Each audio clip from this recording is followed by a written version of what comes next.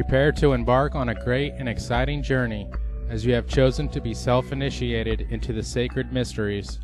The powers of the universe have been delicately rearranged to garner the synchronicities which brought you to this film. Join us as we explore an age-old science and unravel the truths behind an art which has been shrouded in secrecy. Until now. Alchemy is a sacred science that's been practiced for thousands of years. Many would argue it's as old as civilization itself. The word alchemy translates al, Kemet, or from Egypt, as Egypt was well known as Kemet in ancient times. Kemet means the black land, as Egypt was well known for this due to their highly fertile soils along the Nile. The term alchemy comes from the Arabic al-chem, which in turn is said to come from the Egyptian chem, meaning black, and referring to the Egyptians' own name for their country, Kemet, the black land. Thus the term alchemy is the origin of the term black art, though the meaning is very different than that later ascribed to this phrase. However, others say that the word comes from the Greek chemi. Considering that the Egyptians and the Greeks were in close contact for hundreds of years, and that the Greeks in fact ruled Egypt through the Ptolemaic dynasty for 300 years, and that each seriously influenced the culture of the other, the term could very well be a play on both words. The Hellenistic era, and Hellenistic Egypt in particular, was a very fertile time in the history of magic. Ancient forms of magic met and merged, creating new disciplines. Magical forms still very much in use today, such as Hermeticism and alchemy, have their origin in Hellenistic Egypt. Much of alchemy is highly misunderstood and has been kept secret in a variety of magical and fraternal organizations. The list of alchemists is known to originate with Thoth, who is widely credited for being the author of science, religion, mathematics, geometry, philosophy, medicine, and magic. Thoth is said to bring to civilization the calculations for the establishment of the heavens, stars, earth, and everything in them. In other words, matter. Compare this to how his feminine counterpart, Mot, was the force which maintained the universe, otherwise, spirit. The unification of matter and spirit became a centerpiece in alchemical thought. As the teaching spread, Thoth became known in other cultures as the Greek god Hermes. The two formally became the same as Hermes Trismegistus, of which he is currently known. This was the birth of the Hermetic tradition, and remains the same in many aspects today. One of the foundational manuscripts of alchemy is known as the Emerald Tablet, which is said to contain the secrets of the art. Many translations are available. Perhaps one of the most well-known was done by Isaac Newton. "'Tis true without lying, certain and most true. That which is below is like that which is above, and that which is above is like that which is below, to do the miracles of one only thing. And as all things have been and arose from one by the meditation of one, so all things have their birth from this one thing by adaptation. The sun is its father, the moon its mother. The wind hath carried in its belly, the earth its nurse. The father of all perfection in the whole world is here. Its force or power is entire if it be converted into earth. Separate thou the earth from the fire, the subtle from the gross, sweetly with great industry. It ascends from the earth to the heaven, and again it descends to the earth, and receives the fourth things superior and inferior. By this means you shall have the glory of the whole world, and thereby all obscurity shall fly from you. Its force is above all force, for it vanquishes every subtle thing, and penetrates every solid thing. So was the world created. From this are and do come admirable adaptations, whereof the means or process is here in this. Hence I am called Hermes Trismegistus, having the three parts of the philosophy of the whole world. That which I have said of the operation of the sun is accomplished and ended." Famous alchemists have included the likes of Pythagoras, Galileo, Da Vinci, and Isaac Newton. Newton was not only the father of physics, he tried to be the father of chemistry as well. Except back then in the 1600s, they called it alchemy. So we have to realize that science, as noble as it is, has very humble beginnings. In fact, Many researchers feel very strongly about how important the teachings were and the influence alchemy has had on many of the great minds of our time. The secret teachings were known as esoteric or occult or symbolist teachings and were held to contain the secrets of the universe and the keys to great magic. Those who were allowed to receive the mysteries often went on to join a who's who of historical movers and shakers. Pythagoras, Plato, Aristotle, Galileo, Copernicus, Da Vinci, Kepler, Isaac Newton, Napoleon. They were rewarded for their pursuit of the ancient wisdom with not just knowledge, but a new way of thinking that allowed them to write their names in human history. Hermeticism and the writings from the Hermetica were held to be the Western retelling of the wisdom from the mystery schools. They contained, albeit in a degenerated form, strains of the ancient wisdom said to have been passed down from the gods. There are fragmentary Hermetic texts dating from, dates in dispute, but dating from 3rd, 2nd, 1st centuries AD, in which the language and mode of expression is ancient Greek, but the subject matter is, if not entirely, largely derived from, or actually a part of, the ancient Egyptian doctrine of the transformation of the soul. This is the basis of the Hermetic belief, and it then proliferates into those various disciplines, is practiced in one form or another throughout Islam, percolates up into Western Europe in the Italian Renaissance, and then occupies much of the minds and hearts and studies of major Renaissance figures, up to and including Isaac Newton, who actually spent much more time of his life studying alchemy and number symbolism than he did studying what would now be modern science. This is an acknowledged fact that is seldom acknowledged by modern scientists, but as a matter of fact, Newton might be called not one of the last, certainly, but one of the most eminent of the Hermeticists. The alchemist's journey is known as the Great Work and is broken down into several chemical, psychological, physiological, societal, and planetary levels. The alchemists work with what is known as the 3 primes, or tria prima. These are sulfur, the omnipresent spirit of life; mercury, the fluid connection between the high and the low; and salt, base matter. The 4 elements are also very important to the alchemist and stand as primary principles: fire, water, earth, and air. All play an integral part in the alchemist's studies. The alchemist is familiar with 7 primary metals which are ruled, influenced, or dominated by 7 planetary influences used in alchemical work. They are gold, dominated by the sun, which provides energy and life to everything in the solar system. The sun is our sense of self, our willpower, organizing ability, self-integration, energy levels, vitality, and success.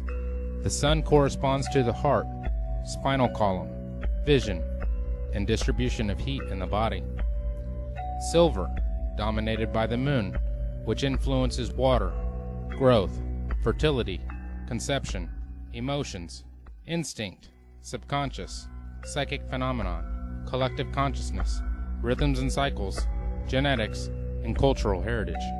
The moon corresponds to the brain, female organs, stomach, and all fluids in the body. Copper, dominated by Venus, which influences herbalism, spagyrics, magic, arts, music, poetry, design, theater, harmony, proportion, integration, meditation of opposites into a whole, odors, perfumes, and love. Venus corresponds to the skin, kidneys, perspiration, transformation and enrichment of substances within the body, sexual organs, and smell. Iron, dominated by Mars, which influences intense and often violent energy that brings dynamic power to all it encounters. It increases psychic ability as well as motion and power in the physical realm. Mars corresponds to the muscular system, male sexual organs, marrow, blood formation, adrenaline, and the purging of the body to maintain health. 10. Dominated by Jupiter, which influences good health, wealth, philosophical and religious matters, ceremony, and the enjoyment of life. Jupiter corresponds to the liver, arteries of the stomach and abdomen, digestion and assimilation of oxygen and nutrition, antibiotic functions, cell growth, and general energy levels. Mercury, dominated by Mercury, which influences communication, commerce, initiation into the mysteries, alchemy, Kabbalah, astrology, magic, writing, transmission of information, nerves, dexterity, mental skills, and speedy distribution of energy. Mercury corresponds to the nerves, speech, hearing, coordination between thoughts and speech or actions, throat, thyroid, nervous system, and spinal fluid. Lead, dominated by Saturn, which influences old age, chronic disease, karma, and learning. Saturn corresponds to the bones, teeth, spleen, hair, minerals in the body, joints, and flexibility. Calcination is the first of the following 7 major operations in the alchemy of transformation. Chemically, the calcination process involves heating a substance in a crucible or over an open flame until it is reduced to ashes. In the Arcanum experiment, calcination is represented by sulfuric acid, which the alchemist made from a naturally occurring substance called vitriol. Sulfuric acid is a powerful corrosive that eats away flesh and reacts with all metals except gold. Psychologically, this is the destruction of ego and our attachments to material possessions. Calcination is usually a natural humbling process, as we are gradually assaulted and overcome by the trials and tribulations of life, though it can be a deliberate surrender of our inherent hubris gained through a variety of spiritual disciplines that ignite the fire of introspection and self-evaluation. Physiologically, the fire of calcination can be experienced as the metabolic discipline or aerobic activity that tunes the body, burning off excesses from overindulgence and producing a lean, mean fighting machine. Calcination begins in the base or lead chakra at the sacral cup of the base of the spine. In society, the calcination is expressed in the lives of revolutionaries, conquerors, and other warriors who try to overthrow the status quo. On the planetary level, it is the fire of creation, the formation of a livable environment from molten matter and volcanic ashes.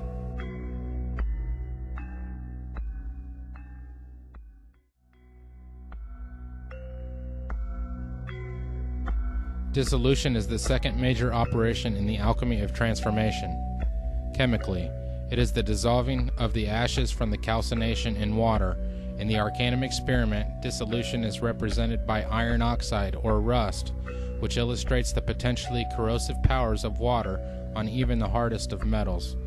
When processed, vitriol breaks down into sulfuric acid and iron oxide, which are the first 2 arcana or secret ingredients. The Egyptians smelted iron as far back as 1500 BCE and used iron compounds in tonics and disinfectants. Psychologically, this represents the further breaking down of the artificial structures of the psyche by total immersion in the unconscious, non-rational, feminine, or rejected parts of our minds. It is, for the most part, an unconscious process in which our conscious minds let go of control and allow the surfacing of buried material. It is the opening of the floodgates and generating new energies from the waters held back. Dissolution can be experienced as flow, the bliss of well-being, and actively engaged in creative acts without traditional prejudices, personal hang-ups, or established hierarchy getting in the way. Physiologically, dissolution is the continuance of the Kundalini experience, the opening up of energy channels in the body to recharge and elevate every single cell. Dissolution takes place in the genital or 10 chakra and involves the lungs and spleen. In society, the process of steady growth through gradual dissolution is examined by agrarian, monastic, or agricultural-based lifestyles. On the planetary level, dissolution is the great flood, the cleansing of the earth of all that is inferior. Separation is the third operation of transformation in alchemy.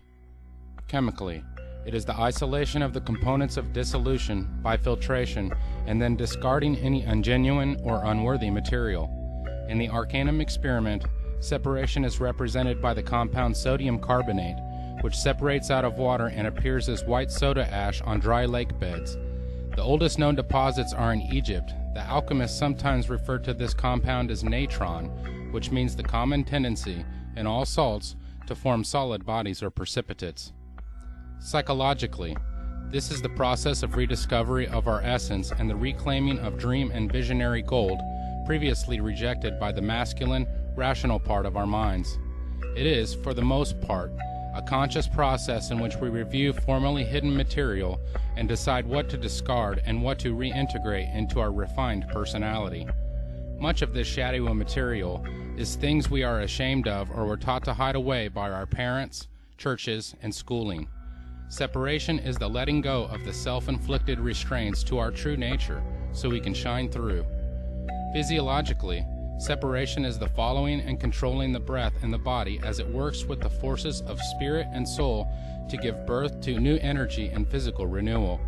Separation begins in the navel or iron chakra, located at the level of the solar plexus. In society, separation is expressed as the establishment of clans, cities, and nationalities. Separation on the planetary level is represented by the formation of land masses and islands from the powerful forces of air, water, earth, and fire. Conjunction is the fourth of the 7 operations of alchemy. Chemically, it is the recombination of saved elements from separation into a new substance. In the Arcanum experiment, conjunction is symbolized by a nitrate compound known as cubic saltpeter or potassium nitrate, which the alchemists called natron, or simply salt. Blue-colored natron acid, or aqua fortis, was made by mixing potassium nitrate with sulfuric acid and was used to separate silver from gold. The inert residue precipitated from the acid during the reaction, like a child being born. Psychologically, it is the empowerment of our true selves, the union of both masculine and feminine sides of our personalities into a new belief system or intuitive state of consciousness. The alchemists referred to this as the lesser stone, and after it has been achieved, the adept is able to clearly discern what needs to be done to achieve lasting enlightenment, which is the union over the self, and often synchronicities begin to occur and confirm that the alchemist is on the right track. Physiologically, conjunction is using the body's sexual energies to perform transformation. Conjunction takes place at the level of the heart or copper chakra. In society, it is the growth of crafts and technologies to master the environment. On the planetary level, conjunction occurs when primordial life forms are created from the energies of the sun or lighting. Fermentation is the 5th operation in the alchemy of transformation. Fermentation is the 2-step process that begins with the putrefaction of the hermaphroditic child from the conjunction, resulting in its death and resurrection to a new level of being. The fermentation phase then begins with the introduction of new life into the product of conjunction to strengthen it and ensure its survival. Chemically, the fermentation is the growth of a ferment bacteria in organic solutions, such as occurs in the fermenting of milk to produce curds and cheese, or in fermenting of grapes to make wine. In the Arcanum experiment, the process of fermentation is represented by a compound called liquor hepatis, which is an oily, reddish-brown mixture of ammonia and the rotten egg-smelling compound hydrogen sulfide. Egyptian alchemists made ammonia by heating camel dung in sealed containers and thought of it as kind of a refined mercury that embodied the life force.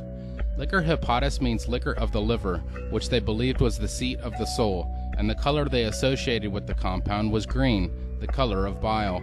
Surprisingly, liquor hepatis exudes a wonderful fragrance, and the alchemists made a perfume of it called balsam of the soul. Psychologically, the fermentation process starts with the inspiration of spiritual power from above that reanimates, energizes, and enlightens the alchemist. Out of the blackness of his putrefaction comes the yellow ferment, which appears like a golden wax flowing out of the foul matter of the soul. Its arrival is announced by a brilliant display of colors and meaningful visions called the peacock's tail. Fermentation can be achieved through various activities that include intense prayer, desire for mystical union, breakdown of the personality, transpersonal therapy, psychedelic drugs, and deep meditation. Fermentation is the living inspiration from something that is totally beyond us. Physiologically, fermentation is the rousing of living energy, chi or kundalini, in the body to heal and vivify. It is expressed as the vibratory tones and spoken truths that emerge from the throat or Mercury chakra. In society, the fermentation experience is the basis of religion, and on the planetary level, it is the evolution of life to produce higher states of consciousness.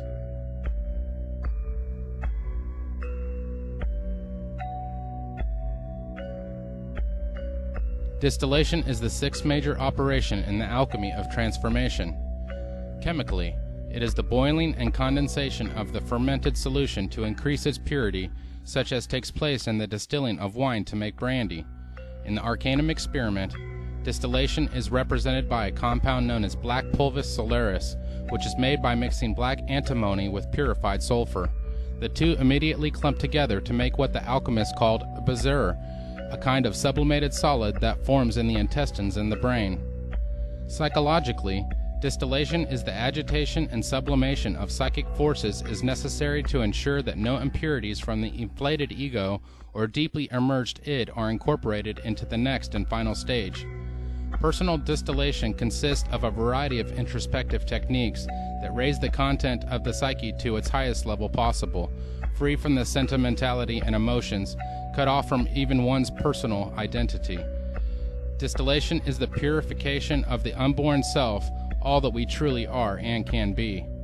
Physiologically, distillation is the raising of the life force repeatedly from the lower regions of the cauldron of the body to the brain, what Oriental alchemists called the circulation of the light, where it eventually becomes a wondrous, solidifying light of power.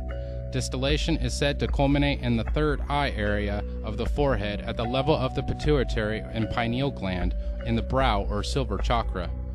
In society, distillation is experienced as a science or objective experimentation. On the planetary level, distillation is the realization of the power of higher love as the life force from the entire planet gradually seeks to become one force in nature based on a shared vision of truth.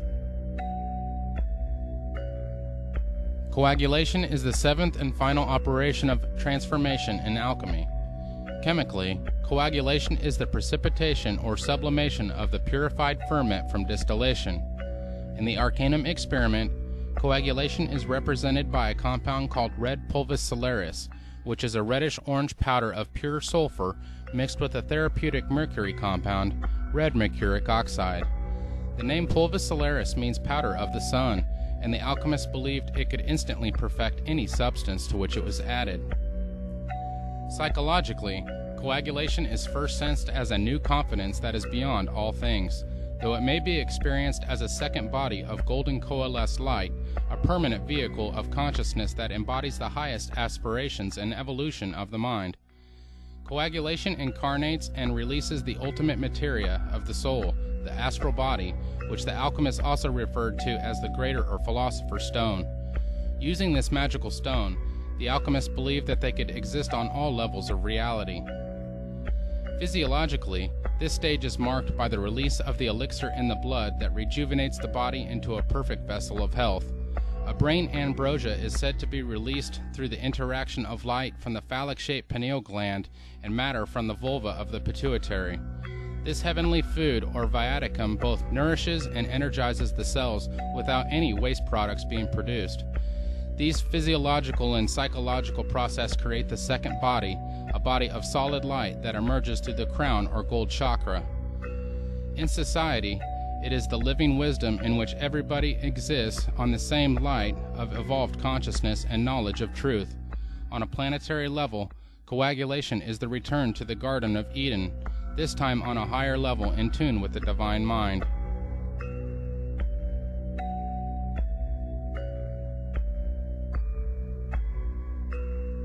Most people have a very mistaken view of what alchemy is, based largely upon the caricatures of its enemies and the misunderstandings of the uninformed. The image of the alchemist, as benighted proto-chemist, vainly bent on turning lead into gold, totally misses the point of alchemical thought. It is true the Western alchemists, like their Chinese counterparts, did work with a variety of substances to try and create various elixirs and arcane effects, including the idea of transmutation of base metals. However, this was a small aspect of alchemy, and to define alchemy by this is like defining Taoism as the search for the elixir of immortality. It misses the real point altogether. In reality, alchemy was and is an advanced spiritual discipline, closely related to modern Wicca in its concepts and images. These concepts and images were presented in largely coded form so that they could be read by the unenlightened as relating to chemistry and physical operations, and by the enlightened as a system of spiritual wisdom. Thus, the true alchemist was not trying to turn ordinary lead into gold, though the casual observer might reasonably think so from how things were presented. Rather, they were striving to turn the lead of an ordinary and undeveloped consciousness into the gold of a fully realized and enlightened soul.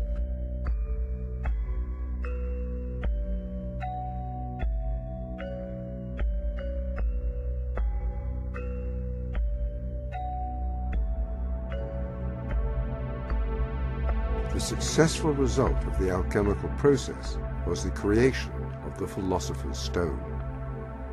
Like a true symbol, the steps can be applied to many things. It is the process, the machine. What you put into it metaphorically will undergo the archetypal steps if carefully attended by the alchemist and culminate in a higher state, the alchemical gold, charcoal into diamond.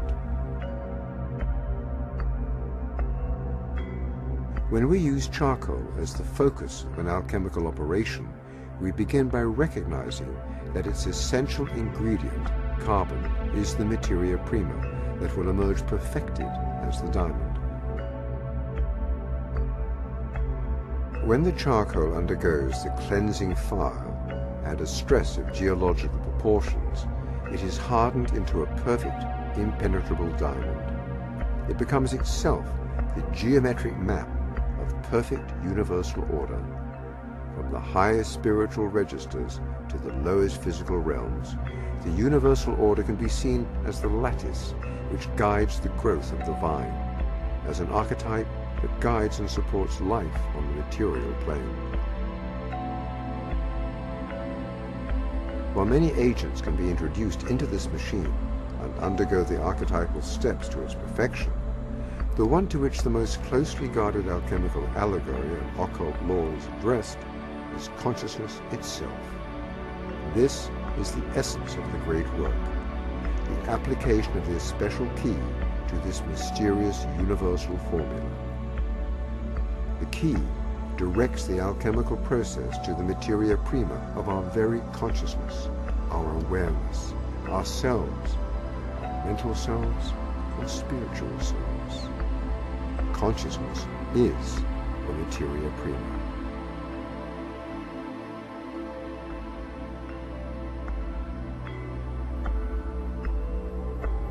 While the value of creating alchemical glass or alchemical gold may seem more obvious, one might ask, what is the benefit of applying the alchemical steps to consciousness?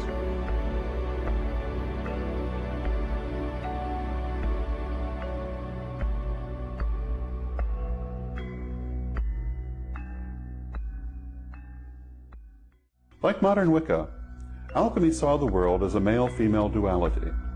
Alchemical ideas about this duality are strikingly similar to Wiccan ideas about goddess and god. The masculine polarity was thought of as red and fixed, the feminine polarity as white and volatile. The union of these two produced the physical world. The great work, or alchemical marriage, was the quest to unite and transcend this duality.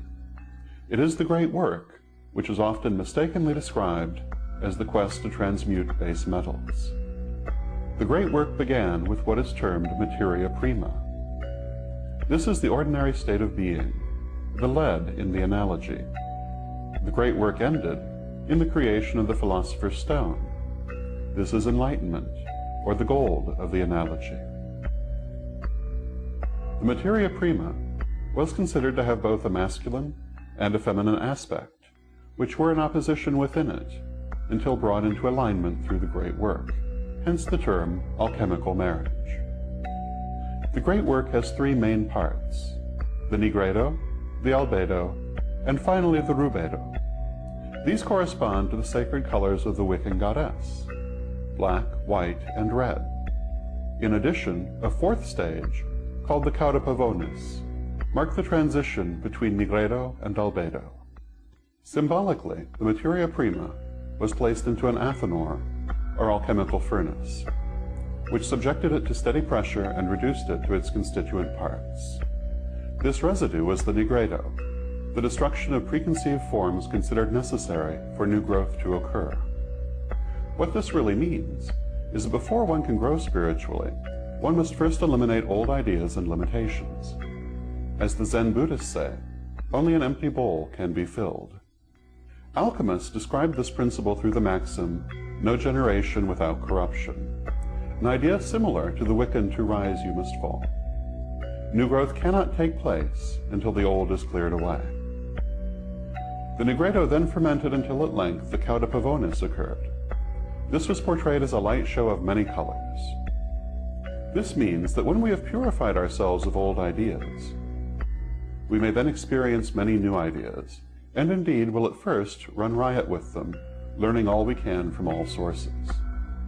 During this period, we may in fact be bedazzled or blinded by the newfound light. But through the application of self-control, we can learn to discern what is helpful to our growth and what is merely entertaining. After the cauda pavonis, the subject must be purified, resulting in the albedo. The albedo is a pure and receptive spiritual state. This means that after initial euphoria, a more controlled spiritual growth may unfold, elevating and expanding the consciousness. Finally, after being subjected to pressure again, the albedo becomes activated as the rubedo. What this means is that spiritual knowledge, to be valuable, must be put into practice. No matter how deep the ideas, or how great the abilities, they mean nothing if they are, as Mabel Heikerel once put it, left on a shelf to gather dust. Thus old ideas must first be transcended. Then controlled spiritual growth can lead to spiritual enlightenment, which must be put into practice to be of value. This is, of course, an oversimplification, in that it is the opposite of the alchemist's own tendency, which was to overcomplication. Like the ceremonials, alchemists phrased their writings in intentionally obscure wording, ostensibly to shield their teachings from those they considered unworthy. It also served to shield themselves from persecution by religious fanatics. Alchemists used a rich symbology that included elemental, planetary, and mineral symbolism, as well as a good dose of ancient paganism. One of the principal themes of alchemical symbolism is the union of opposites, which is expressed in many ways throughout alchemical art. Such familiar figures as the four elements, the twin dragons, and the Ouroboros, the great serpent of the universe eating its own tail, were of great importance in alchemy. The masculine principle was likened to the sun and also to sulfur, while the feminine was considered lunar and likened to Mercury. The inner fire, what we today call the eternal flame or the divine spark, was described as a salt. It is this mineral symbolism above all which has led to the idea that alchemy was entirely concerned with protochemistry operations. True, alchemists did engage in such protochemistry operations in the belief that it would shed light on their spiritual operations under the credo, as above, so below, which is a principal pillar of alchemical thought, as of modern Wiccan thought. However, it was a dilettante alchemist who misunderstood the spiritual nature of the teachings and turned instead to chemical operations, not realizing that they were a code for higher knowledge. And now we can see the big picture coming into focus. Could that spark of consciousness in us all be connected to spiritual enlightenment? And by intense focus on the development of consciousness, could alchemists truly reach these levels? Even modern science is beginning to tell us a great deal about our consciousness and its connection to the rest of the infinite universe. Our knowledge of the power of the human brain has seen great strides in recent years, and possible interactions with certain glands such as the pineal are continually being investigated with many successes. In his groundbreaking book detailing his research, Dr. Rick Strassman outlines his discoveries with the pineal gland and a substance known as dimethyltryptamine, or DMT, while administering the substance to a controlled group of volunteer patients.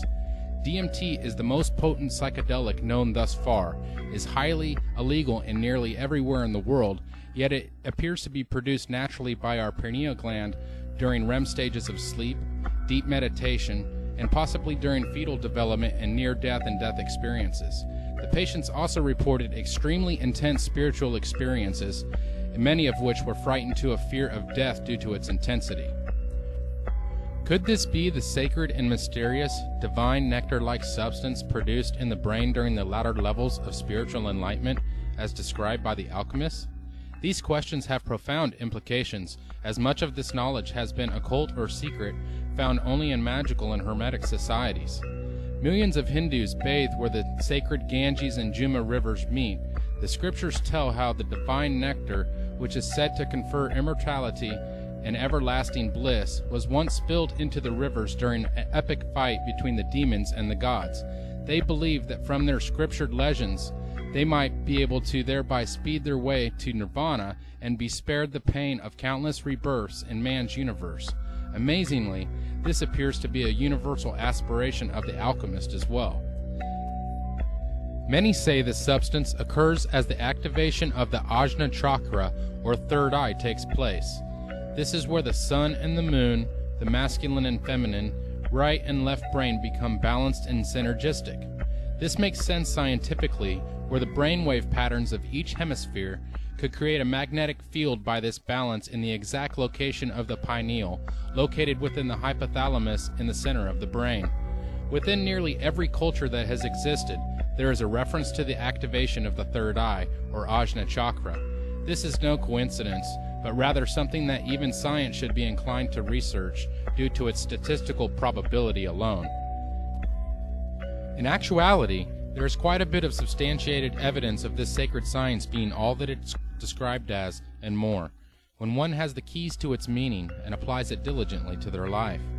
Should alchemy continue to be unknown and hidden within the areas such as the Vatican and secret societies who wish to withhold it from mankind? Or should the knowledge and light be given to those that seek, as Prometheus did when he stole the fire from Zeus and gave it to mankind? This is the story of Eden, which tells us of a God that wants mankind to continue just tending to the garden, not to have a consciousness, not to have spirituality, not to be like him. It is our destiny to re-enter Eden, and freely eat from the tree, and drink from the waters of life. As it is written, surely we will not die, but know that which God knows.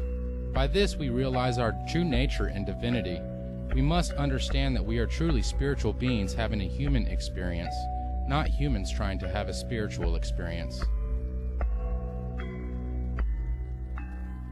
It is a diligent alchemist who comes to understand the true nature of reality and become the master, the guru, the teacher in their physical, emotional, and spiritual growth, a master of their own destiny.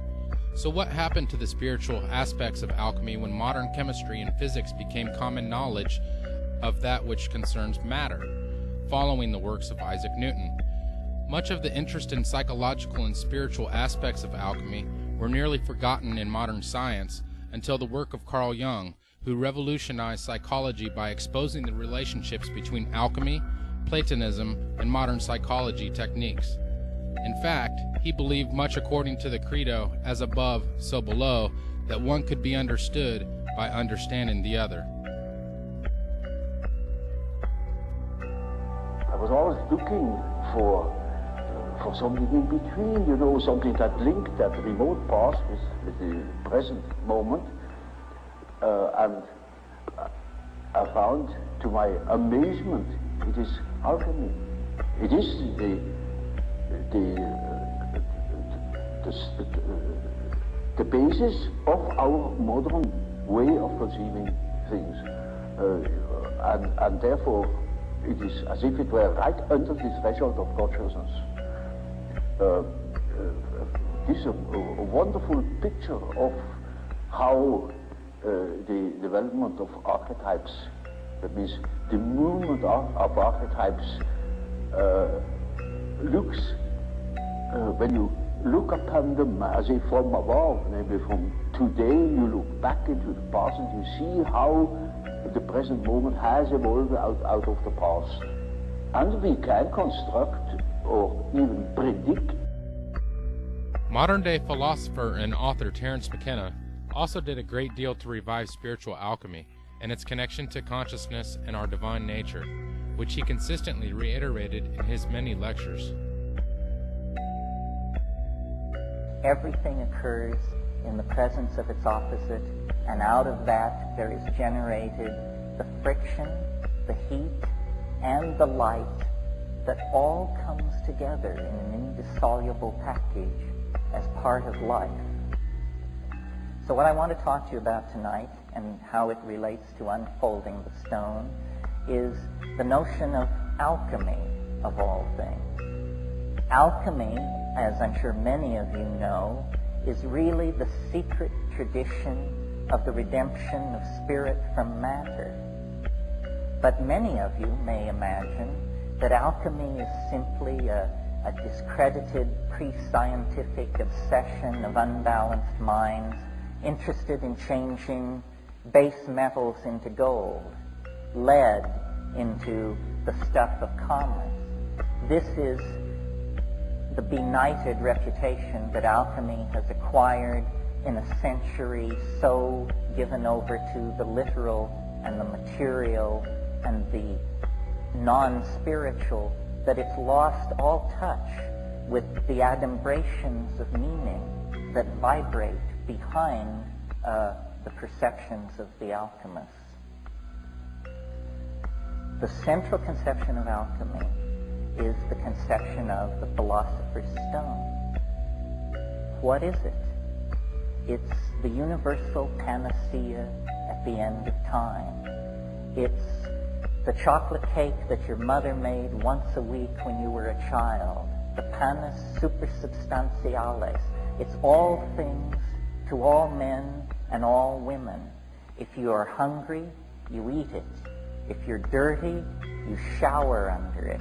If you need to go somewhere, you sit on it and you fly there. If you have a question, it answers it. It's something that the human mind senses in itself and related to, invoked, worshipped over centuries before the slow rise of the patriarchy and rationalism and materialism turned it into a myth, a fairy tale. It is not a myth or a fairy tale. It is the burning primary reality that lies behind the dross of appearances.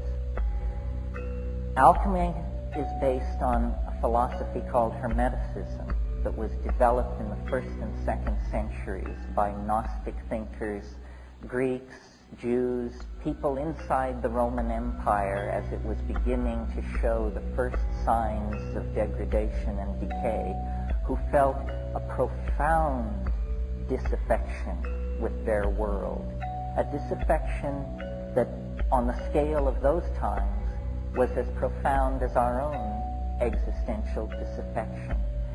And the Hermetic philosophers drew back from the rise of Christianity with its doctrine of the fall of man and original sin and the stain of Adam and Eve and that whole thing, and took a different tack and made 2 points which I think we need to recover and live out for ourselves. And the first point was that man, which means men and women, human beings, are divine beings, not lower than the angels, higher than the angels. The message of the alchemical and hermetic thinkers, and the Corpus Hermeticum actually uses the phrase, man is God's brother.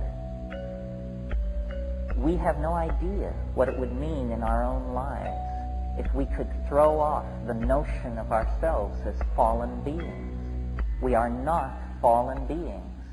When you take into your life the gnosis of the light-filled vegetables, the psychedelic plants that have stabilized the sane societies of this world for millennia, the first message that comes to you is you are a divine being.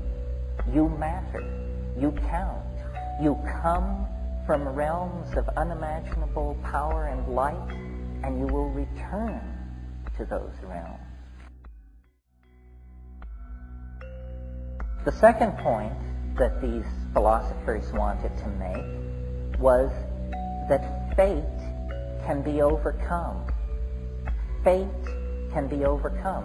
Now, for the Greco-Hellenic world, what that meant was the starry engines of the machinery of fate that they saw strewn across the night sky, because they were intensely aware of the power of the zodiac, the stellar shells inhabited by demons that extended out to the unimaginable imperium of the All-Father that was beyond fate. And into that world of astrological fatedness, which is such a strong idea for the Greek mind, the Hermeticists announced fate can be overcome. And they had a novel answer for how this could be done. It can be done through magic, a word not often enough heard in the present world. The overcoming of fate is achieved through magic, and then the stellar machinery becomes not an invasive force into one's life, but an empowering force. Now, some of us may believe in astrology and some of us may not. We are all strongly influenced by the notion of fate, of our powerlessness in an existential world. Jean-Paul Sartre said nature is mute, and we, embedded in the media-dense, message-dense, programming-dense matrix of these hyper-societies that we have created, often feel, I think, like hapless atoms, running endlessly according to the blueprints and programs of unseen masters, whether it's the banking industry, Madison Avenue, whoever. We tend to disempower ourselves. We tend to believe that we don't matter. And in the act of taking that idea to ourselves, we give everything away to somebody else, to something else. So the rebirth of a sense of the stone and its possibility within each of us entails these two ideas: our divinity and our power to overcome fate. There is no inevitability in our lives unless we submit to the idea of inevitability and then give ourselves over to it. The practice of transcending time and consciousness was also very prevalent in South America, with the Maya in particular, where clocks of stone were designed, created, and heavily used for the purposes of conquering time and consciousness. This also seems to be closely associated with the detailed understanding of astrology and how the earthly realm and spirit realm are connected. Needless to say, the universal truths found in the path of alchemy are deeply embedded in some way into almost every culture. Many say that this information presented to you here should not be told to those who aren't chosen, so to speak, or initiated into a fraternal order which guards it and holds it over the heads of its members, feeding them a diluted version, a little here and a little there. However, this is a crumbling ideology, and it is our belief that we are all chosen, and many of us simply have yet to realize our universal calling. In later films, we will discuss this and a variety of other subjects in more detail as to the history and practical application in these areas. We hope that you have enjoyed this film and that it has cleared up some of the misconceptions about this very sacred science, the great work and Alchemy, Sacred Secrets Revealed.